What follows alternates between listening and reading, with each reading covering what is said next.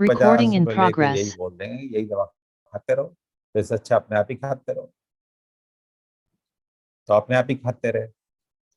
फिर एक दिन मन में आया कि अब तो ठीक हो गया, छोड़ दिया तो फिर आने लगा। तो कल लदत तेरी का, डॉक्टर बेकार है एकदम। तो अगर हम समझदार होंगे, हमने बातों को समझा होगा, तो हम मरीज को पहले ही वार्न कर देते हैं कि देखो 2-3 दिन 4 दिन 5 दिन दवा खाने से अक्सर ये एलर्जी की समस्या समाप्त नहीं होगी।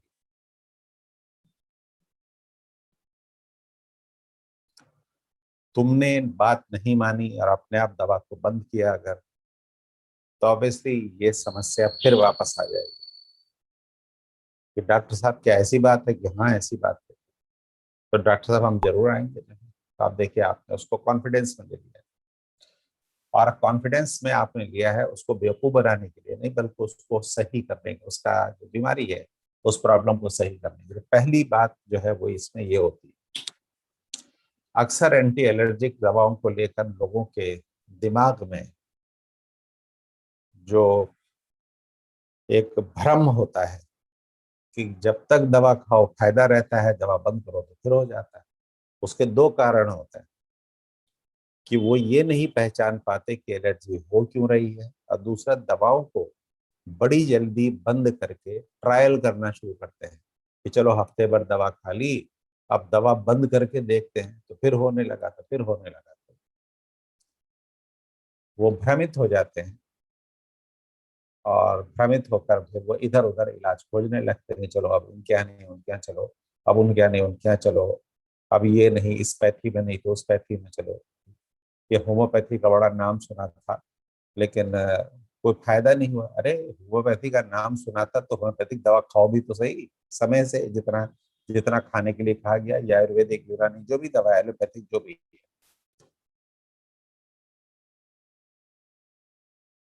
तो हम सबसे पहले इनका नाम लेते हैं, तो अक्सर हम आपको ये बात बताते हैं कि इलाज हर पैथी में होता है। मजे की बात ये है, I believe in it, because हमने देखा है इन बातों को जो है। खैर, ये हो गया, एक तो ये मुद्दा है।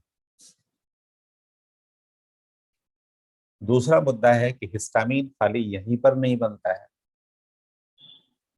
बल्कि हिस्टामीन और भी जगहों पर बनते हैं। वहां पर उनका काम दूसरा होता है, वहां पे सेल दूसरे होते हैं। जैसे ब्रेन है, ब्रेन में मास्ट सेल नहीं, वहां न्यूरॉन है, न्यूरॉन हिस्टामीन रिलीज करते हैं, वहां पर भी H1 रिसेप्टर पर एक्शन होता है। ये ब्रेन है, ब्रेन में ये न्यूरॉन है। न्यूरॉन हिस्टामीन रिलीज करता है, ये बनाता है, जैसे ये बनाते हैं मास्ट सेल, ये बनाते हैं, ये बनाकर ये रिलीज करते हैं। और ये रिलीज जब करते हैं तो इनका भी एक्शन H1 रिसेप्टर पर होता है, तो उससे तरह तरह के नॉर्मल फंक्शन अंजाम होते में आते हैं, नॉर्मल फंक्शन होते हैं।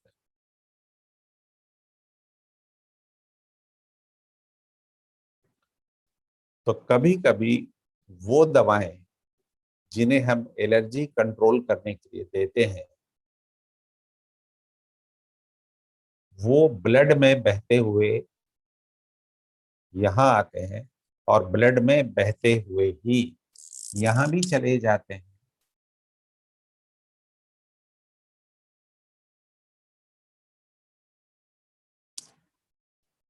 तो यहाँ पर हिस्टामीन रिसेप्टर को ब्लॉक करते हैं, तो यहाँ पे भी ब्लॉक कर सकते हैं। कभी हिस्टामीन रिसेप्टर ही तो है।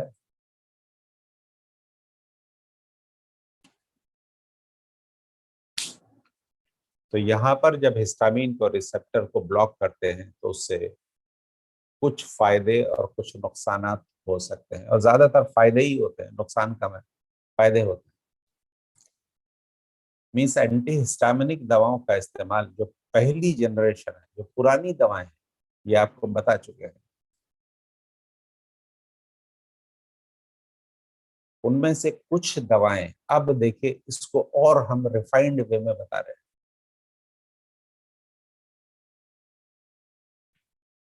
कि उनमें से कुछ दवाएं ऐसी होती हैं जो एंटी हिस्टामिनिक एक्शन के अलावा ब्रेन के एक्शन को भी असर डालती है, यहाँ भी हिस्टामिन को ब्लॉक करती है। लेकिन कुछ दवाएं ऐसी होती हैं जो एंटी हिस्टामिनिक तो हैं, H1 रिसेप्टर को ब्लॉक करती हैं, लेकिन उनका ज्यादा ध्यान, ज्यादा असर इस पर नहीं, इस पर होता है। तो there are certain drugs which are more selective, मतलब उनका असर यहाँ पर भी होता है, H1 रिसेप्टर अगर है, लेकिन एलर्जी को कंट्रोल करने में वो उतने सक्षम नहीं है जितना कि उनका असर ब्रेन पर होता है। इस अंदाजे में, इस इंट्रोडक्शन के साथ में, बिकॉज हम लोग जो पढ़ रहे हैं दवाई, इन बात को समझिए।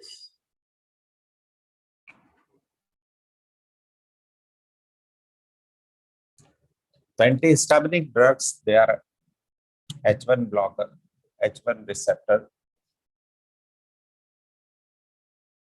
को ब्लॉक करते हैं।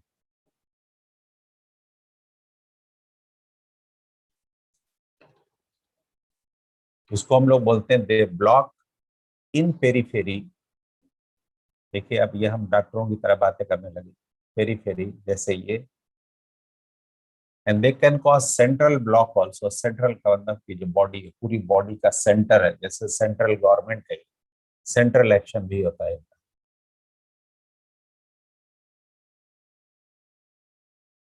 यहाँ पे भी हिस्टामिन के एक्शन को ब्लॉक करते हैं। तो जो पुरानी एंटी हिस्टामिनिक दवाएं हैं, जिन्हें हम लोग फर्स्ट जनरेशन एंटी हिस्टामिनिक बोलते हैं,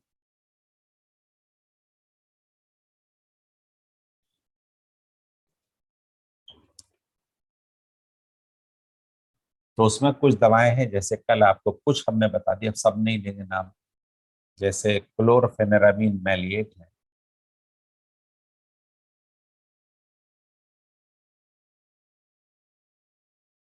क्लोरफेनेरामीन मैलिएट, है ना। और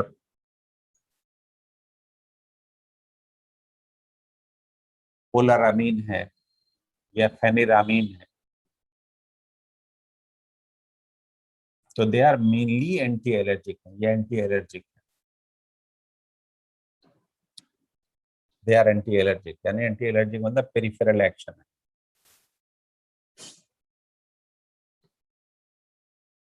लेकिन ये सारी दवाएं ब्रेन के अंदर भी जाती हैं, ब्रेन के अंदर जाके कम से कम इतना तो करती हैं कि न्यूरॉन पर इनका जो एक्शन होता है उससे लोगों को नींद आने लगती है। These drugs are sedatives, sedatives के अंदर नींद आने लगती है।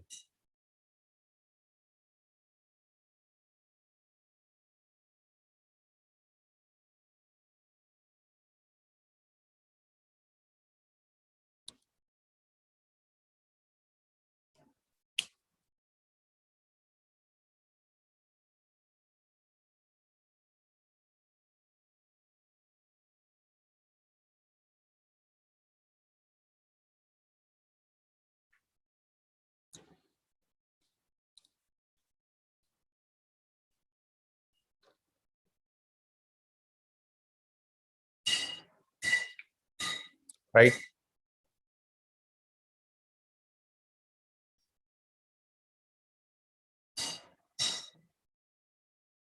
तो हम बार बार ये बातें बताते हैं, because every time that I tell, तो पूरी बात नहीं होती है, और जब तक पूरी बात नहीं होगी, तो आप कल जब डॉक्टर बन के इन दवाओं का इस्तेमाल करेंगे तो आपको पता कैसे चलेगा।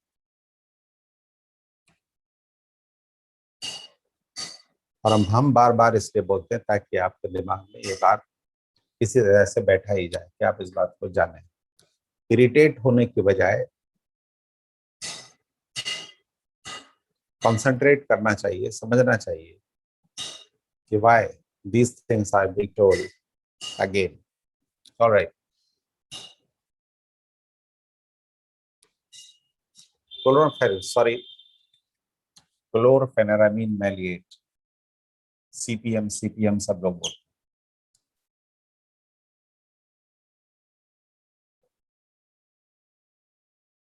ठीक है। अब देखिए बहुत सारी नजले जुकाम की दवाएं होती हैं। आप देखिए कोल्ड्रिन है, विक्स एक्शन 500 है, या बाजार के अंदर तमाम सारी दवाएं आती हैं। उसके अंदर का उनके फार्मूले में देखिए, उनके फार्मूले में लिखा रहता है सीपीएम, क्लोर, पूरा नाम पूरा लिखा रहता है, क्लोरफेनेरामीन मैलिएट 1 मिलीग्राम पर 5 ml या 2 मिलीग्राम पर 5 ml। तो वाई, जब हम इस तरह से पढ़ते हैं तो हम दवाओं के फार्मूले देखना शुरू कर देते हैं कि इस दवा में ये जो सिरप है या जो टैबलेट है इसमें कौन सी दवा है, ताकि हम उसके अच्छे बुरे को समझ सकें।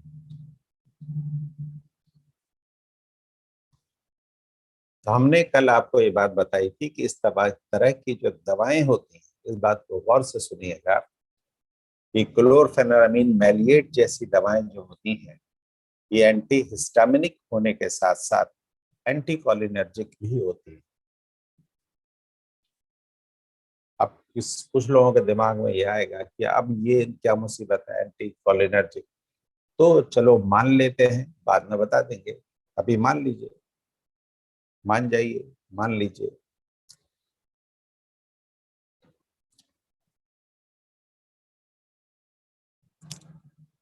तो जिन दवाओं के अंदर, मतलब इन सभी दवाओं के अंदर लगभग एंटी कॉलिनर्जिक एक्शन होता है, एंटी कॉलिनर्जिक एक्शन।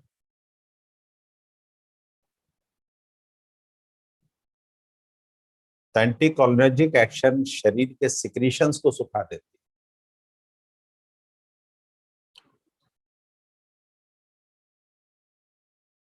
तो कभी कभी कल आपको बताया था हमने कि जैसे लोगों में एलर्जिक राइनाइटिस हो जाती है, ये एलर्जी हो गई, नाक बह रही है, तो एलर्जी को भी खत्म करेंगी नाक में जो खुजली हो रही थी और नाक जो बह रही थी, यानी सिक्रीशन ज्यादा हो रहा था, उस पर रोक लगाएगी। और सिक्रीशन के पीछे गिरने से जो खांसी आती है, उस खांसी पे रोक लगती है। तो इनका जो एंटी टसिव एक्शन होता है, वो एंटी टसिव एक्शन वो एंटी सिक्रेटरी एक्शन की वजह से।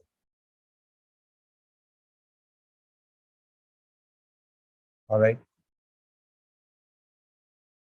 अब देखिए, आप देखिए अक्सर बच्चे जो होते हैं, छोटे बच्चे, बचपन में उन्हें नजला जुकाम बहुत ज्यादा होता है,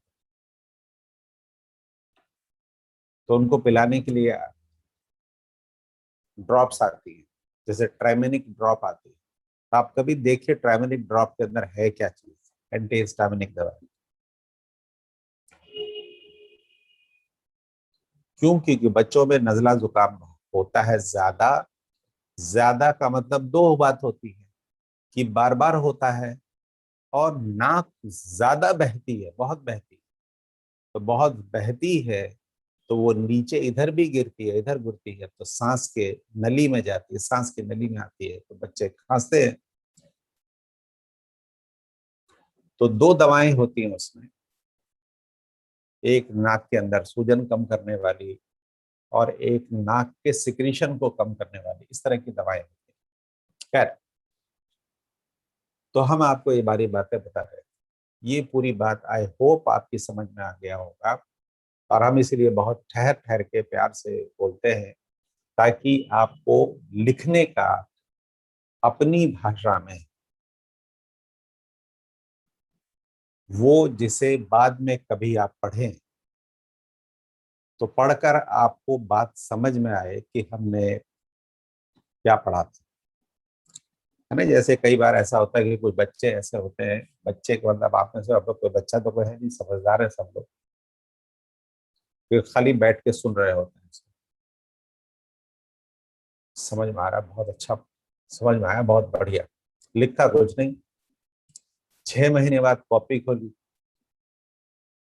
दत्त तेरी, कुछ याद ही नहीं आ रही, पता नहीं क्या था यार, क्या बताया था।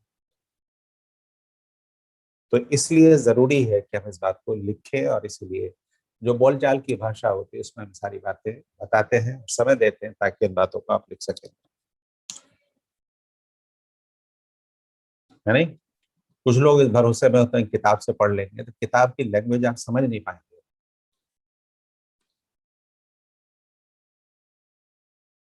किताब की लैंग्वेज समझने के लिए आपको महीनों पढ़ना पड़ता है, तब आपको उनकी भाषा समझ में आती है कि कहना क्या चाह रहे हैं, और वो भाषा यहीं पढ़ते पढ़ते आप सीख जाते हैं।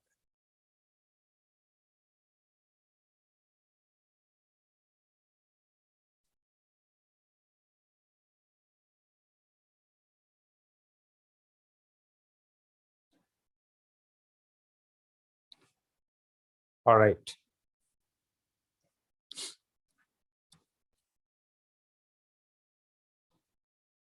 तो चूंकि ऑब्वियसली इस ग्रुप की दवाएं इस्तेमाल बहुत होती हैं, तो हमें नहीं लगता कि अगर इस ग्रुप की दवाएं बहुत ज्यादा इस्तेमाल होती तो हमें अच्छे से पढ़ना चाहिए। भाई फार्माकोलॉजी में चैप्टर कितने हैं, वो चैप्टर, एक एक चैप्टर काफी कई दिन लगते हैं उसको, तब जाकर वो हम कुछ महीनों में पढ़ पाते हैं। कुछ लोग इसी को लेकर परेशान रहते हैं कि कोर्स कितना होता है। तो परेशान होने की जरूरत नहीं है, समय से हर चीज समझ पढ़ लेते हैं, आपसे पहले भी लोगों ने पढ़ा है, और वो इस बात को लेकर निश्चिंत रहते हैं, वो निश्चित है कि समय से समाप्त हो जाता है, और पढ़ भी अच्छे से लेते हैं। हम ये बातें इसलिए बोलते हैं कि आप में से तमाम सारे लोग हमसे इस तरह के सवाल करते हैं, और ठीक है, तो तमाम सारे लोग ये बोलते हैं कि साहब किताब का नाम बता दीजिए, किताब से भी पढ़ लेंगे, उससे ज्यादा अच्छे से समझ में आ जाएगा। तो दैट इज रॉन्गली मिस्टेक, बहुत ज्यादा मिस्टेक इन हुआ है। अभी आप किताब खोलना शुरू करेंगे तो सिवाय कंफ्यूजन के कुछ नहीं मिलेगा, कुछ समझ में आएगा, कुछ समझ में नहीं आएगा। That is why I keep you away from books. लेकिन बाद में जब आप पढ़ेंगे तो आपको सब समझ में आएगा, जो आपने नहीं पढ़ा है वो भी समझ में आएगा।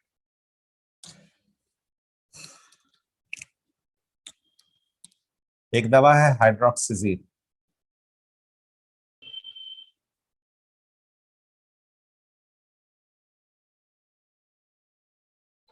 तो हाइड्रोजीन मरीज को जब हम खिलाते हैं तो it has anti allergic action,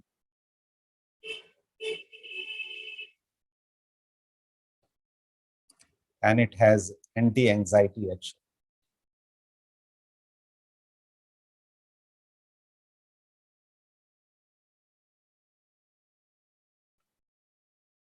anti allergic action का मतलब कि शरीर में अगर किसी जगह पे खुजली हो रही है ना, जैसे यहाँ पे खुजली हो रही है,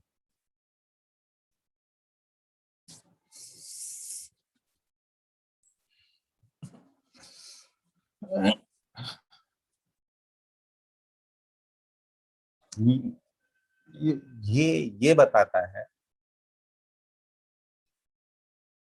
ये परेशानी खुजली को लेकर जो ये एंजाइटी बताती है। कुछ लोगों में न्यूरोडर्मेटाइटिस हो।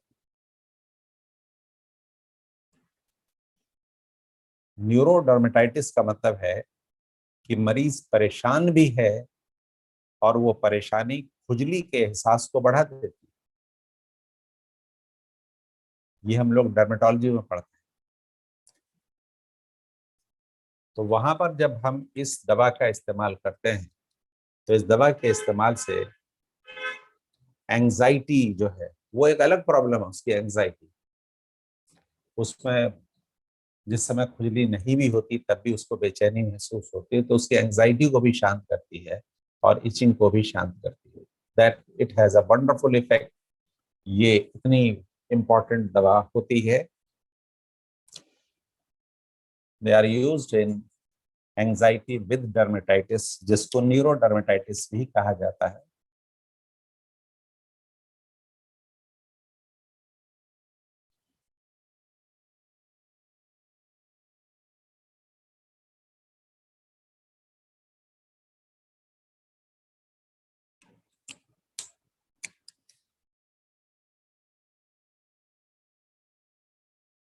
ठीक है।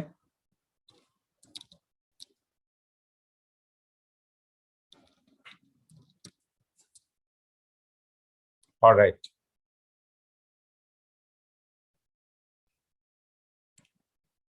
कभी कभी there is a drug which is known as like cyproheptadine.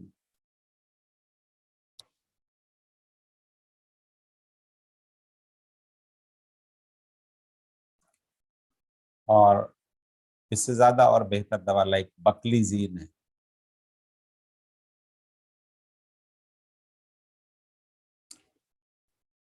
तो दे आर एंटीहिस्टामिनिक। एंटीहिस्टामिनिक मतलब ये H1 रिसेप्टर को ब्लॉक करते हैं।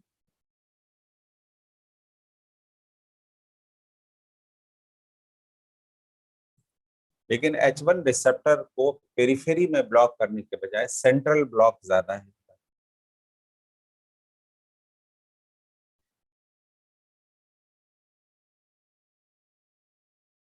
तो इन्हें सेंट्रल ब्लॉक के लिए इस्तेमाल करते हैं। जैसे सेंट्रल ब्लॉक में यानी ब्रेन में जो हाइपोथैलेमस है,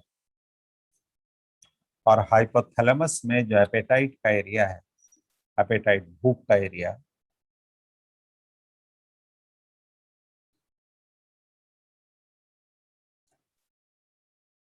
इस पर एक्शन होता है इनका। कौन से रिसेप्टर पर? H1 रिसेप्टर पर। यानी यहाँ भूख वाला जो एरिया है उस पर H1 रिसेप्टर है।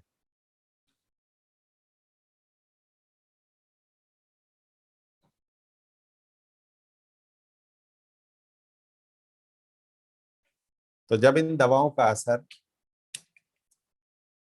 इनमें से दवाओं का मतलब इसका या इसका असर इस पर होता है, तो इससे भूख बढ़ जाती, भूख बढ़ जाती, आदमी को खाने का मन करने लगता है और आदमी ज्यादा खाने लगता है। तो दीज ड्रग्स है histamine receptor blocker, anti histaminic, H1 receptor को ही ब्लॉक करती हैं। लेकिन उनका पेरिफेरल एक्शन मिनिमम है, इनका मेनली सेंट्रल एक्शन है। एंड देयर एपेटाइट स्टिमुलेंट, ये एपेटाइट को, भूख को बढ़ा देती है। तो देखिए बात कहाँ की कहाँ जा रही है कि हम एंटी एलर्जिक दवाओं के बारे में पढ़ रहे थे। एंटी एलर्जिक दवाएं एंटी हिस्टामिनिक हैं, but these are drugs which are anti appetite stimulant, भूख को बढ़ा देती है।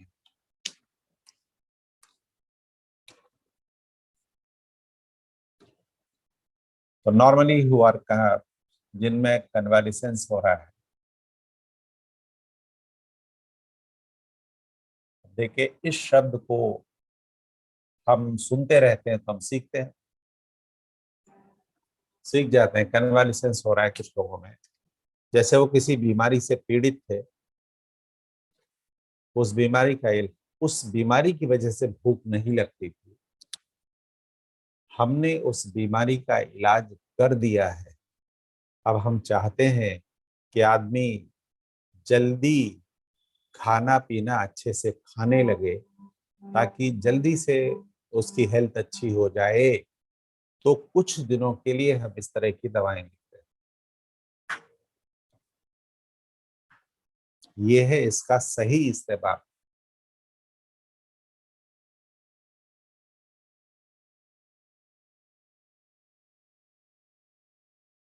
जैसे मान लीजिए कि एक आदमी है, उसमें टीबी है,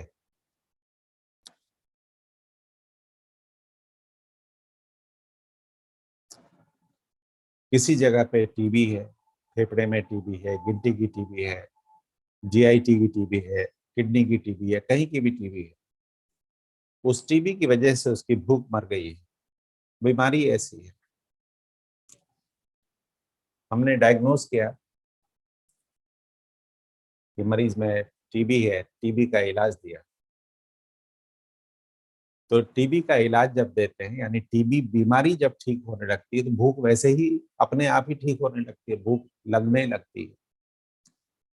लेकिन जैसे जब इलाज हो गया, तो हम चाहते हैं कि मरीज जरा और अच्छे से खाने लगे, जो वजन वजन कम हो गया था वो जरा ठीक हो जाए, चेहरे पे चमक आ जाए इसकी जरा जल्दी। तो कई बार लोग अपने आप बोलते हैं कि डॉक्टर साहब बीमारी तो आप ठीक कर दी हो हमारे जो, अब कौनो दवा ऐसी लिख दी जाए जेका खाए के बाद हमको जरा अच्छा लगे, जो है ताकत ताकत जरा जल्दी आ जाए हमका, जो है तो डॉक्टर साहब तो मजा आ जाए, बीमार तो हमारी बीमारी तो आप ठीक कर दिए हो डॉक्टर साहब। तो डॉक्टर साहब ऑब्लाइज करते हैं कि ठीक है, लिख देते हैं। इससे क्या मैसेज मिलता है? इससे मैसेज ये मिलता है कि एक आदमी में टीबी है, मान लीजिए गुर्दे में टीबी है या आंतों में टीबी है, उसको भूख नहीं लगती, वो हमारे पास आ गया कि डॉक्टर साहब भूख नहीं लागत हम कर रहे हैं, है नहीं? तो हम कहते हैं हाँ, अरे भूख लगने वाली एक दवा याद है, सर ने बताया था, किताब में पढ़ा था, भूख लगने वाली एक दवा। तो जल्दी से ढूंढ ढांड के बुकलेट में, नोट्स में देखा कि भूख लगने वाली दवा, ये लिख दिया, ये गलती कर दी। तो हमें बताना भी है और बचाना भी है कि सही यूज बताना होता है कि सही यूज क्या होता है। अब कुछ लोग आजकल हमारे अपने जमाने यहाँ के क्या होता है कि कुछ लोग पतले दुबले होते हैं, या कुछ लोग ठीक हेल्थ होती है लेकिन जैसे उनको अपनी मसल बनानी होती है कि बनियान पहन के गली में खड़े होना ही होता है, ताकि लोग देखें, हालांकि देखता कोई नहीं। तो वो जिम जाना शुरू करते हैं, प्रोटीन खाना शुरू करते हैं, और लोग मेडिकल स्टोर वो उनको जिम वाले इस तरह की दवाएं देते हैं, कैमोफ्लाज करके, कैमोफ्लाज के अंदर छुपा के देते हैं, ये दवा खाओ भूख लगेगी, ये प्रोटीन का पाउडर पियो, ये करो वो करो, वजन बन जाएगा तुम्हारा, यूं हो जाएगा। तो लोग इस झांसे में आते हैं, बाद में कीमत चुकाते हैं इसकी। तो हमने आपको सारी बात बता दी ताकि आप इस, मतलब एज अ डॉक्टर आप इसका इस्तेमाल करते हैं, ये दवा है, लेकिन आप सही ढंग से इसका इस्तेमाल करते हैं।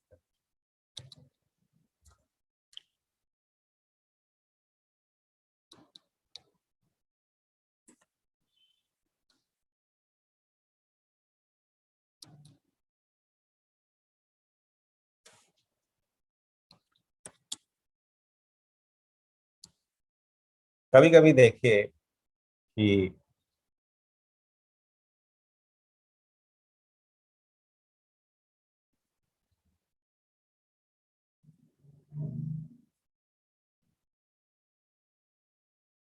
माँ, मान ली एक मदर है एंड प्रेग्नेंट है, तो प्रेगनेंसी यूट्रस में होती है, हार्मोनल परिवर्तन है। नॉर्मली शरीर में जितना एस्ट्रोजन प्रोजेस्टेरॉन बनता है उससे ज्यादा एस्ट्रोजन प्रोजेस्टेरॉन बन रहा है। तो ज्यादा एस्ट्रोजन प्रोजेस्टेरॉन जब बनना शुरू होता है अर्ली प्रेगनेंसी में, तो जब वो एस्ट्रोजन प्रोजेस्टेरॉन जब ब्रेन से होकर गुजरता है, तो हम जानते हैं कि ब्रेन में यहाँ पर वॉमिटिंग सेंटर है, ये वॉमिटिंग सेंटर स्टिमुलेट हो जाता है। जैसे अभी उसको आदत नहीं थी, उसे लगा है तो कुछ ज्यादा हो गया है,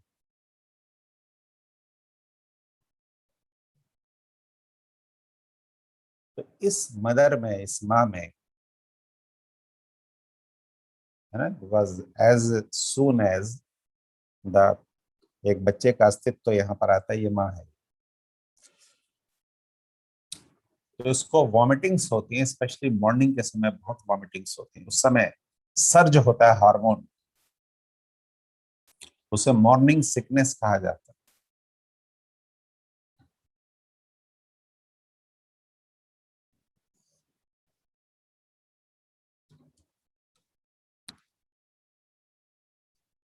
देखिए कैसे असर होता है, ये आपकी बात समझ में आई आपके, कि हार्मोन ब्लड में रिलीज होता है, ब्लड ब्रेन से होकर गुजरता है, और वॉमिटिंग सेंटर ऐसा है कि इस पे कोई बैरियर भी नहीं होता है, कि ब्लड में अगर कुछ भी गड़बड़ है तो इसको पता चल जाता है, इससे उल्टी होती है। अब जैसे कुछ लोगों को ये बात समझ में नहीं आई होगी कि कोई बैरियर नहीं होता है इसके ऊपर, तो हम लोग अलग से पढ़ते हैं इन बातों को। तो मदर में उल्टी होती है, स्पेशली मॉर्निंग में बहुत उल्टी होती है, कई बार तो इतनी ज्यादा उल्टी होती है कि उसे हाइपर इमेसिस कहा जाता है, हाइपर इमेसिस ग्रेविडेरम। एक मदर है, उसका यूट्रस ग्रेविड है, filled with foetus, and she is having hyper emesis, यानी बहुत उल्टी होती है, इतनी उल्टी होती है कि शरीर में पानी की कमी हो जाती है, हाइड्रोजन की कमी हो जाती है, प्रॉब्लम क्रिएट हो जाती है।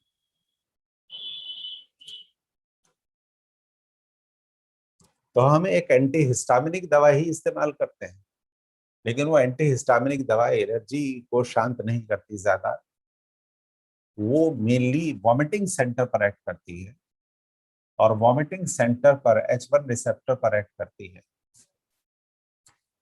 जैसे मैक्लीजीन, देखिए इस नाम से, इस कनोशन से दो दवाएं आती हैं एंटी हिस्टामिनिक, एक मैक्लीजीन, एक साइक्लिजीन। एम से हम याद रखते हैं कि मैक्लीजीन मॉर्निंग सिकनेस के लिए,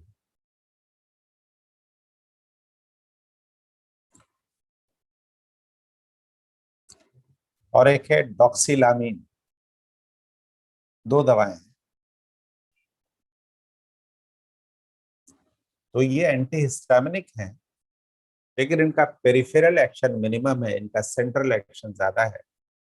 और सेंट्रल एक्शन में भी, यानी ब्रेन में इनका जो एक्शन है वॉमिटिंग सेंटर पर है, और वॉमिटिंग सेंटर पर भी इनका एक्शन, काम वही करती है, H1 रिसेप्टर को ब्लॉक करती है।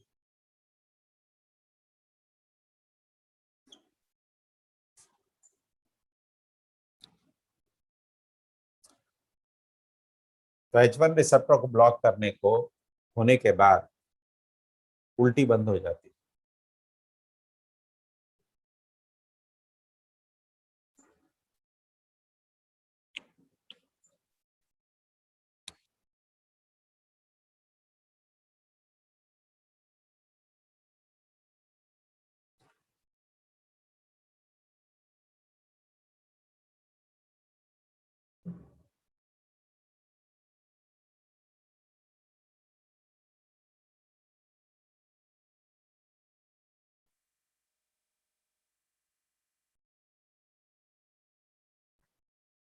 ऑलराइट, तो meclizine and doxylamine, they are antihistaminic दवाएं, दे ब्लॉक H1 रिसेप्टर,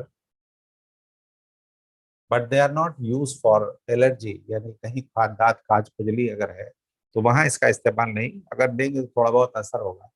इसका मेन एक्शन ब्रेन में है, सेंट्रल एक्शन है, वॉमिटिंग सेंटर पर है, और मीन्स ये किसी भी वॉमिटिंग को कंट्रोल कर सकती हैं एक तरह से। लेकिन एक बहुत ही विशेष वॉमिटिंग है मॉर्निंग सिकनेस, जो प्रेग्नेंट मदर्स में होती है। तो शुरुआती अवस्था है, शुरुआती कुछ महीनों में, कुछ दिनों में होती है, तो वहां उसमें दिया जाता है इसको।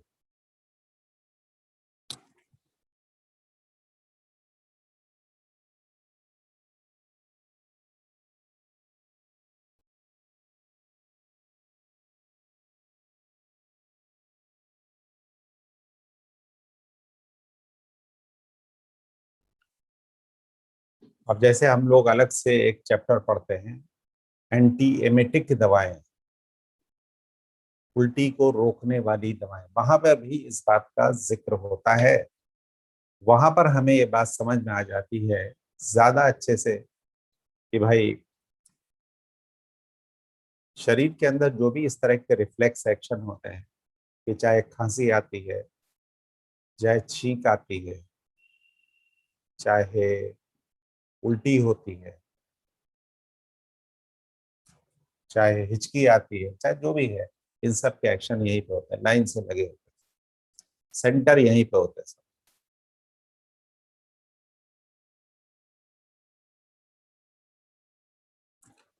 तो ये सारी बातें आप में से जो लोग पढ़ते रहे हैं वो इन बातों को जानते हैं, जो पढ़ते रहेंगे वो जानते रहेंगे। और पढ़ते पढ़ते जान जाएंगे और सीख जाएंगे। ऑलराइट।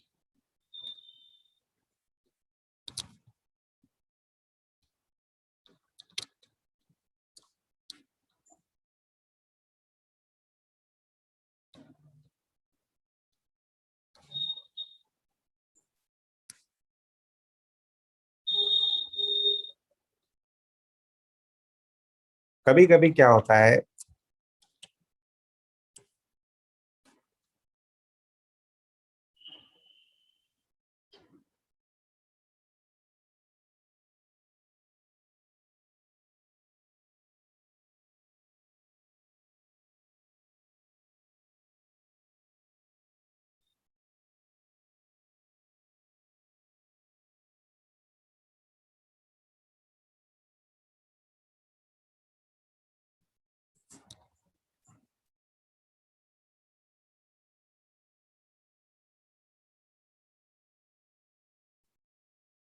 कि ये जो ब्रेन है ना,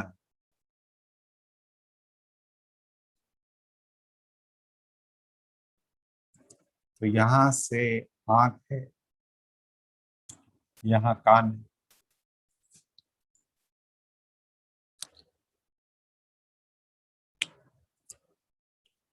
आंख से नस खिंची है, कान से नस खिंची है।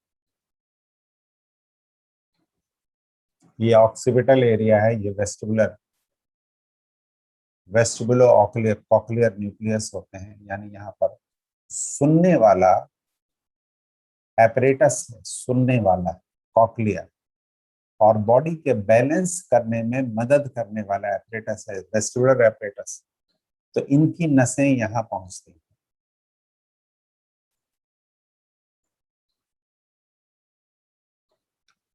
और जैसे यहाँ पैर है, तो पैर के एहसासात यहाँ पहुंचते हैं, ये ब्रेन में पहुंचते हैं।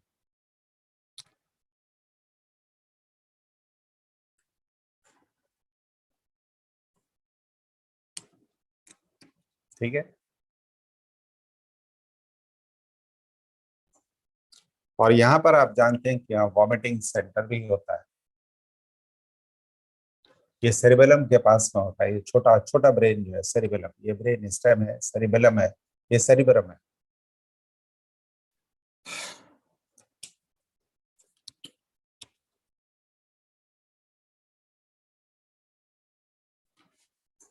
तो कुछ लोगों में जैसे कुछ जेनेटिक गड़बड़ी होती है, कि जैसे जब वो कुछ देखते हैं और कुछ फील करते हैं, कुछ सुनते हैं, तो उनमें इस सिस्टम में कुछ गड़बड़ी होने लगती है। और इस सिस्टम में जैसे मूविंग ऑब्जेक्ट है कोई, जैसे एक आदमी आ, जैसे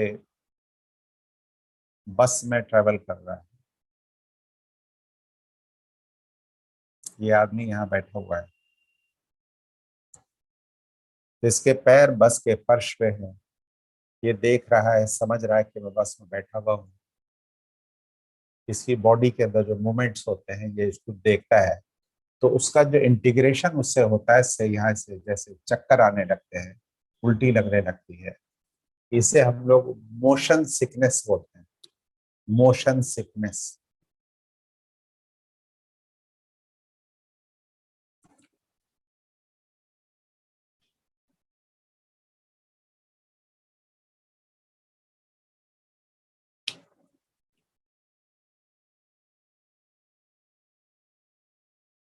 एहसासात, the knowledge, the very knowledge कि बस में जाना है, नहीं नहीं हम नहीं जाएंगे, हम नहीं जाएंगे, उल्टी लगती है, हम नहीं जाएंगे, उल्टी लगती है। अब वहां जाके बैठे तो आंखें बंद करके बैठे ये-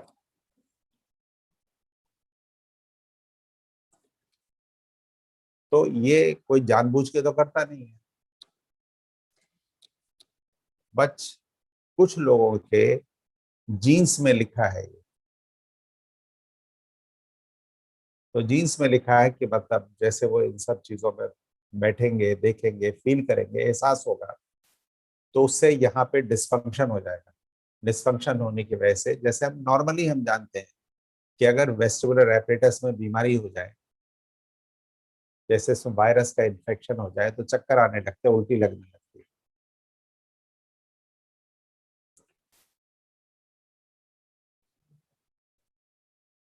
बिकॉज वेस्टिबुलर एपरेटस बॉडी का बैलेंस बनाने वाला ऑर्गन है। बैलेंस बनाने वाला ऑर्गन है। ऑर्गन्स में से एक ऑर्गन। बॉडी के कई ऑर्गन है जो आदमी को बैलेंस बनाते हैं। जैसे आदमी खड़ा है, बैलेंस बना हुआ है, चल रहा है, बैलेंस है। बैठा हुआ है, सड़क पे चल रहा है, बस में चल रहा है, लिफ्ट में चल रहा है, सीढ़ियों पे चढ़ रहा है, कहीं पर भी चढ़ रहा है, ये बैलेंस बनाकर बनाने में मदद करते हैं। This is not the only organ which, लेकिन ये अगर बीमार हो जाए तो जैसे दिमाग चकरा जाता, चक्कर आने लगते हैं, और चक्कर वाला सिग्नल वॉमिटिंग सेंटर को जाता है, जिससे वॉमिटिंग होने लगती है। और मजे की बात है ये है कि यहाँ जो ट्रांसमिशन है वो हिस्टामिन की वजह से और एसिटिलकोलिन की वजह से होता है। तो हमारे पास एंटी हिस्टामिनिक दवाएं हैं जो स्पेशली इस काम को कर सकती हैं कि जो ओवर ट्रांसमिशन होने लगा है उसको ब्लॉक कर देती है। तो ऐसी दवाएं जो होती हैं उनमें जैसे सिनारिजीन है,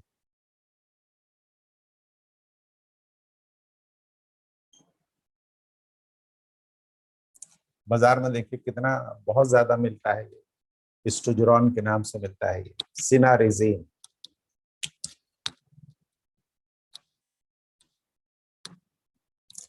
ये एक और दवा है जो प्योरली एंटीकोलिनर्जिक दवा है, जिसे हायोसिन बोलते हैं हम लोग। ये तो एंटी हिस्टामिनिक और एंटीकोलिनर्जिक दोनों है ये।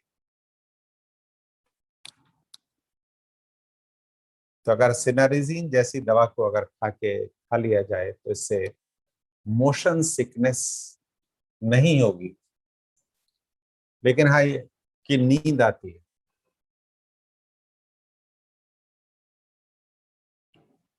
तो इसका फायदा भी है, नुकसान भी होगा। फायदा ये है कि उल्टी नहीं लगेगी, चक्कर नहीं आएंगे, नींद रहेगी, सफर कब खत्म हो गया पता नहीं चलेगा। लेकिन अगर कहीं घूमने जा रहे थे तो रास्ते की सीनरी नहीं देख पाएंगे, बिकॉज नींद से झूमते रहेंगे और उसमें नहीं देख पाएंगे। लोग कहेंगे देख देख देख देख पहाड़, देख देख नदी, देख कितने गहरे।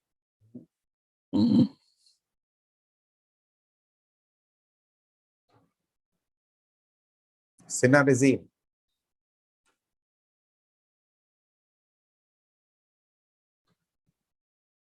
तो हम लोग जब जैसे जो लोग ईएनटी पढ़ते हैं तो वो लोग इन बात को डिटेल में पढ़ते हैं कि भाई यहाँ पर जो वेस्टिबुलर एपरेटस है, वेस्टिबुलर एपरेटस का काम क्या है। और वेस्टिबुलर एपरेटस में अगर डिस्फंक्शन हो जाता है तो उससे वर्टाइगो होता है, चक्कर आते हैं।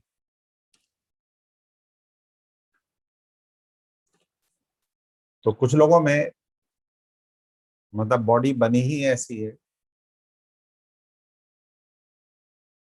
कि बस में बैठने में, ट्रक में बैठने में, कार में बैठने में, टेम्पो में बैठने में, शिप में बैठने में, कई बार इन सब बैठने में लोगों को प्रॉब्लम होती है। ट्रेन में बैठने में नहीं होती संभव। उनका दिमाग उसको एक्सेप्ट कर लेता है कि ट्रेन में बैठे, उसमें नहीं होती ज्यादा।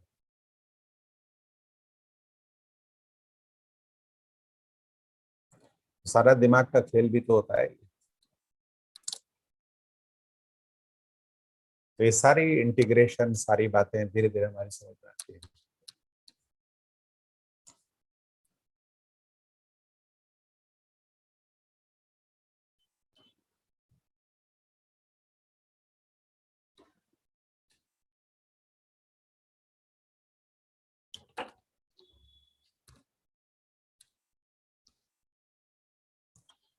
ठीक है। तो बाकी और दवाएं होती हैं जितनी फर्स्ट जनरेशन दवाएं जो होती हैं, है नहीं, जैसे बाजार में पोलरामीन आती है, क्लिमेस्टीन आती है, पोलरामीन, क्लेमेस्टीन,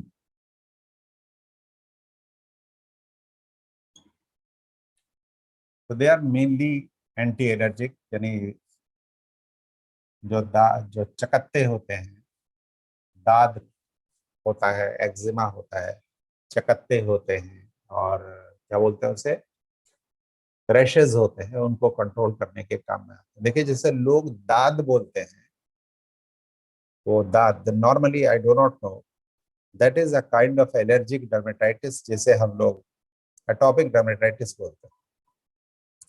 हम लोग डर्मेटोलॉजी में इस बात को डिटेल में पढ़ते हैं। इट्स अ वंडरफुल टॉपिक जो आपको बहुत सारी बातें समझने में मदद करता है।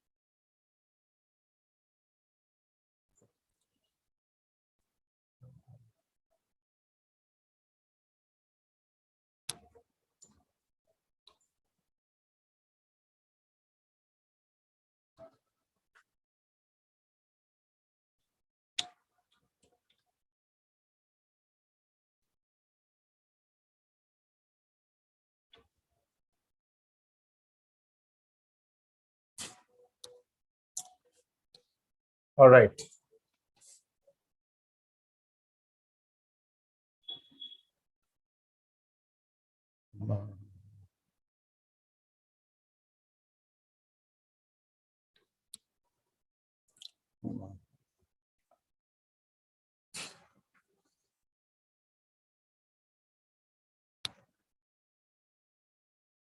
समझ में आ गया।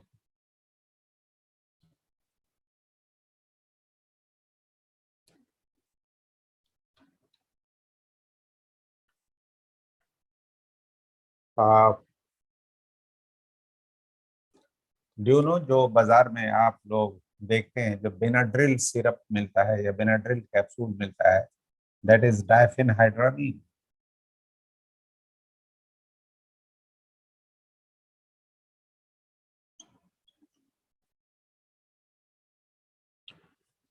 तो बेनाड्रिल को लोग खांसी के सिरप के रूप में प्रमोट करते हैं, लेकिन आप जानते हैं कि खांसी में से क्या लेना देना इसका?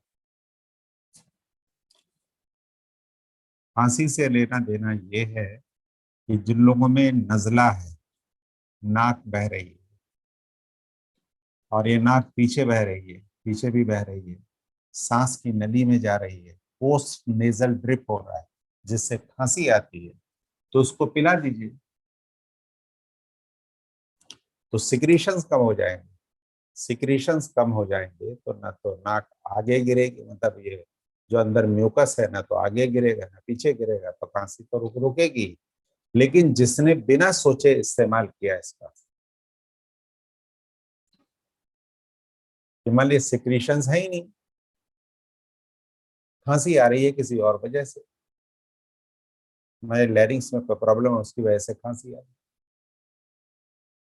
या गले में खराश है उसकी वजह से खांसी आ रही है, ऑब्वियसली उससे इसको कोई फायदा नहीं होगा, बल्कि और परेशानी बढ़ेगी, नाक सूखने लगेगी। मरीज जो है नाक के, डॉक्टर साहब कौन सी दवा देती डॉक्टर साहब, बड़ी उलझन हो रही, नाक जैसे सूख रही है अंदर से। तो डॉक्टर साहब जैसे गले में और गड़न होने लगी है, कौन मेल की दवा दे दी है उनको? तो सोच समझ के, अगर नहीं हमने एक्शन नहीं जाना दवा का, तो यही होगा बेनाड्रिल। अब आपको ये कहे कि बेनाड्रिल कैप्सूल कैप्सूल है कि जी काहे के लिए, ये एलर्जी के लिए है।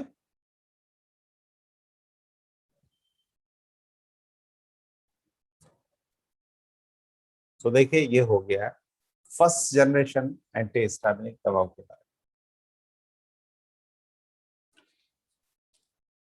ठीक है, लगभग सारी दवाओं के बारे में आपको हमने बता दिया। आप, I have told you what are these. इसमें एक दवा ऐसी भी थी जिसके बारे में आपको बताया था कि जो एक्यूट मसल डिस्टोनिया को सही कर सकती है, जो उल्टी को कंट्रोल कर सकती है, और जो इनवॉलेंटरी मोमेंट को कंट्रोल कर सकती है ना। याद करो तो जाने, किसी को याद आएगा? अभी कल ही बताया।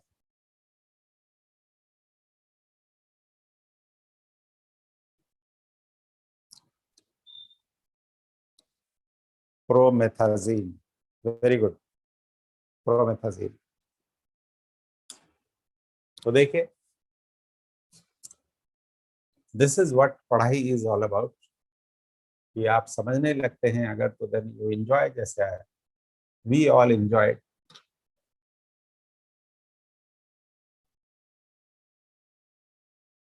ठीक है, बिकॉज जो आदमी अपना काम ठीक से करने लगे और काम ठीक होने लगे तो आदमी को खुशी मिलती है।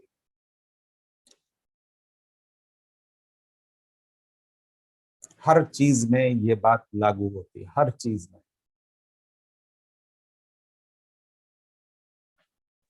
ऑलराइट, तो ये था फर्स्ट जनरेशन एंटी हिस्टामिनिक दवाओं को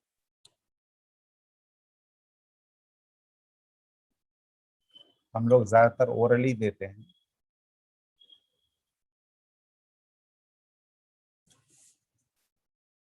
ये दवा इंटेस्टाइन से एब्जॉर्ब होके ब्लड में जाती है और ब्लड से, लाइक हर दवा को लिवर में से होकर गुजरना होता है, तो ये भी लिवर से होकर गुजरती है।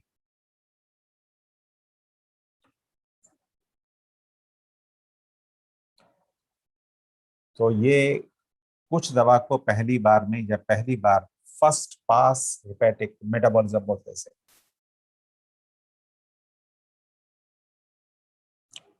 ये शब्द होते हैं। ये दवा जब पहली बार लिवर से होकर गुजरती है, first pass hepatic, first pass, तो लिवर मेटाबॉलिज्म करता है, हेपेटिक मेटाबॉलिज्म होता है, यानी कुछ दवा को बाहर निकाल देता है और उनको तोड़ देता है, मेटाबोलाइज कर देता है।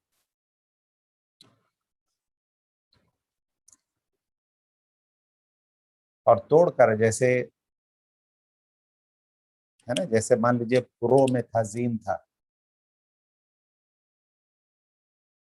तो प्रोमेथाजीन की 50 मिलीग्राम, 25 मिलीग्राम अगर दिया है तो 25 मिलीग्राम यहाँ नहीं पहुंचेगी, जैसे 20 मिलीग्राम पहुंची।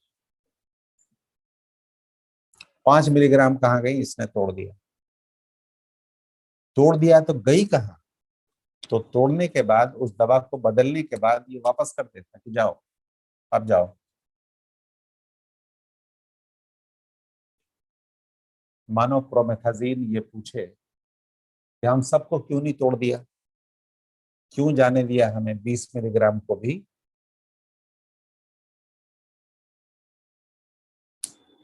तो मानो लिवर का जवाब होगा कि मेरे पास अगर इतने वर्कर होते ना तो सबको तोड़ देते। अब वर्कर को हम लोग बोलते हैं एंजाइम, क्योंकि तुम केमिकल हो, शरीर के अंदर प्रवेश कर रहे हो।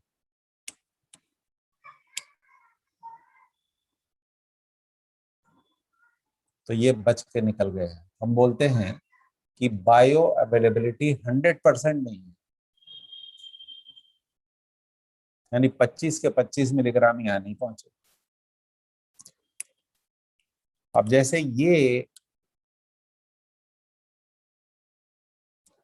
ये निकले, निकलने के बाद ये बॉडी में घूमे घामे जहां भी जाए, लेकिन अल्टीमेटली जब ये गुर्दे के अंदर जाते हैं तो गुर्दे से छन जाते हैं, यूरिन के रास्ते बाहर निकल गए। तो ये प्रोमेथाजीन ओरिजिनल प्रोमेथाजीन नहीं है, ये मेटाबोलाइज्ड प्रोमेथाजीन।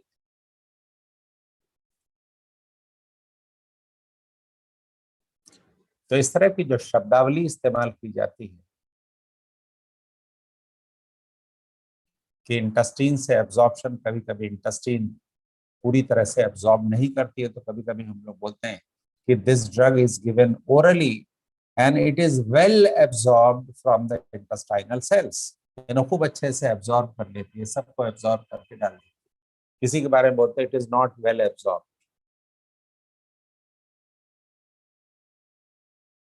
ये फार्माकोलॉजी की लैंग्वेज धीरे धीरे आप सीखने लगेंगे।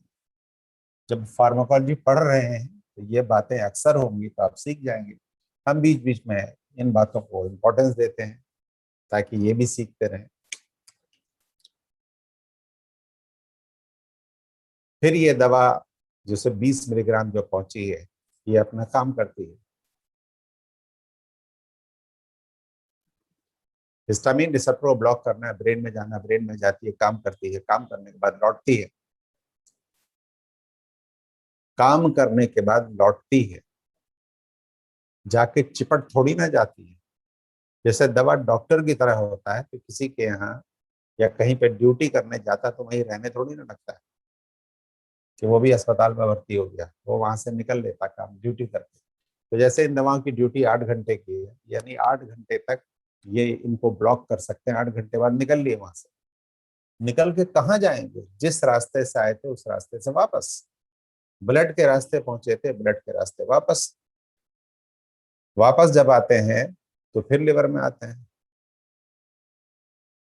लिवर फिर मेटाबोलाइज करता है, फिर मेटाबोलाइज करके इनको, मतलब ये घूमते रहते हैं, बार बार इसके अंदर एंट्री करते हैं, बार बार एंट्री करते हैं, लिवर में आते रहते हैं, तो ये थोड़ा थोड़ा करके निकालता रहता, निकालता रहता, निकालता रहता। तो हम लोग शॉर्ट में बोल देते हैं कि these drugs are given orally, they are metabolized in liver, they are excreted by the kidney finally, and they cross blood brain barrier। हर दवा के अंदर ब्रेन में घुसने की क्षमता नहीं, ये दवा ब्रेन के अंदर घुसती हैं और वहां पर कम से कम इतना असर तो इनका होता है कि आदमी को नींद आने लगती है।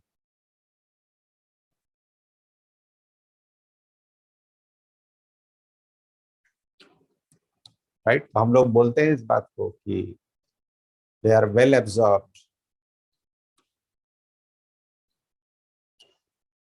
फर्स्ट पास मेटाबॉलिज्म बहुत ज्यादा नहीं है, मैक्सिमम दवा यहाँ पहुंच जाती है।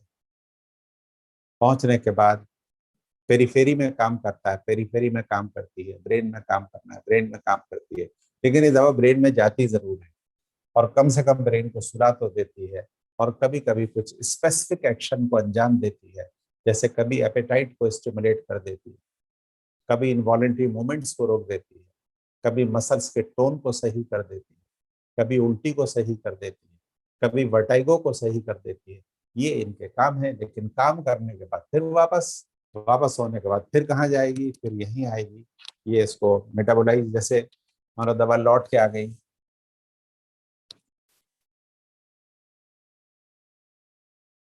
तो हम ऐसे ही मजाक में अपने भाषा में और अपने समझाने के लिए हम बोलते हैं लिवर अम्मा है, एक तरह से कि अम्मा हम निकाल दो, काम कर गया है। क्यों? क्योंकि ये शरीर का सबसे बड़ा सिंथेटिक ऑर्गन है। जैसे अम्मा तरह तरह के खाने बनाकर लोगों को खिलाती है, लोग मजे करते हैं, एंजॉय करते हैं, ये उसी तरह की अम्मा है।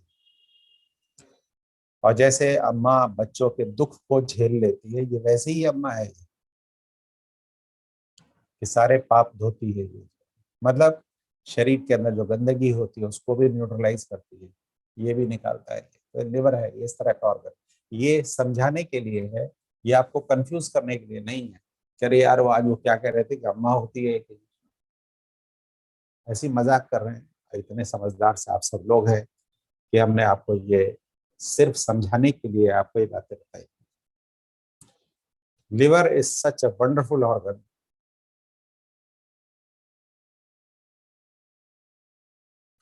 बॉडी के लिए क्या नहीं करती है। तो for that matter every organ has its role to play. हर ऑर्गन अपना रोल प्ले करता है, बट इसे शरीर का सबसे बड़ा इंटरनल ऑर्गन होने का सम्मान प्राप्त है इसे। और जितना काम ये करता है उतना काम शायद कोई ऑर्गन नहीं, मतलब सिर्फ ब्रेन के अलावा, ब्रेन को तो छोड़ दीजिए, ब्रेन तो सबको कंट्रोल करता है, इसको भी कंट्रोल करता है। धीरे धीरे ये सारी बातें हमारी समझ में आने लगती है। हम ये बार बार बोलते हैं। ठीक है, thank you. First generation antihistaminic समाप्त हो गए, और कल हम लोग सेकंड जनरेशन के बारे में पढ़ेंगे। उसमें we do not have much to read about second generation, उसमें ज्यादा नहीं है, इसी में ज्यादा था। Thank you.